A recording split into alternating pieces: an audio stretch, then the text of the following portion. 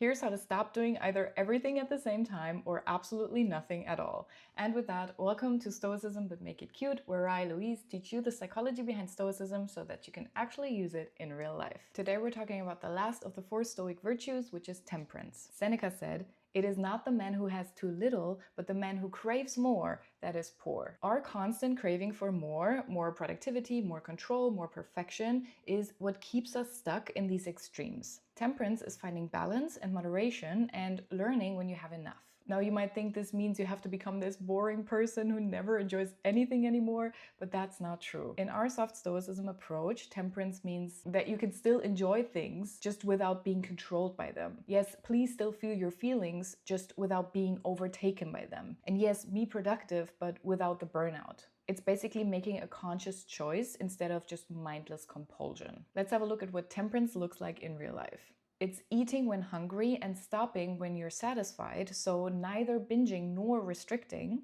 It's checking social media intentionally versus mindlessly scrolling for hours, or caring deeply about someone without losing yourself completely. Now, the problem with finding this balance is that our brains love extremes because they're safe, they're clear, they're simple instructions. You know, never having sugar is simpler and easier to follow than having sugar sometimes in a way that makes you feel good. But the thing with those extremes is that you cannot sustain them long term without consequences. So you just keep swinging back and forth between 0 and 100. Now, temperance is what can actually break this cycle because it's the middle ground. This middle ground requires more self-awareness though, which is what makes it so difficult because it requires checking in with yourself constantly and adjusting. So how do we go about this? By asking ourselves some questions. Am I showing this behavior because I want to or because I cannot stop? How will I feel about this choice in 2 hours? And what would just enough look like here? Now, these might sound quite vague and difficult to answer at first, and it does take practice because most of our extreme behaviors happen on autopilot or out of habit. But even just asking yourself these questions, making you stop for a second to think about what you're actually doing without having a perfect answer ready helps immensely. So as a takeaway for today, I want you to remember that the balanced girl's secret isn't that she's perfect or boring. She just knows when enough is enough. And she's learned to catch herself when she swings too far before she completely crashes. If this resonated with you, my digital workbook, the Stoic Girl Starter Pack, goes way deeper into this. It is 120 plus pages of practical tools rooted in both Stoicism and psychology to help you regulate your thoughts and emotions. You can grab it through the link in my bio. And by the way, you can download these slides for free also through the link in my bio. Thank you so much for watching, and I'll see you next time.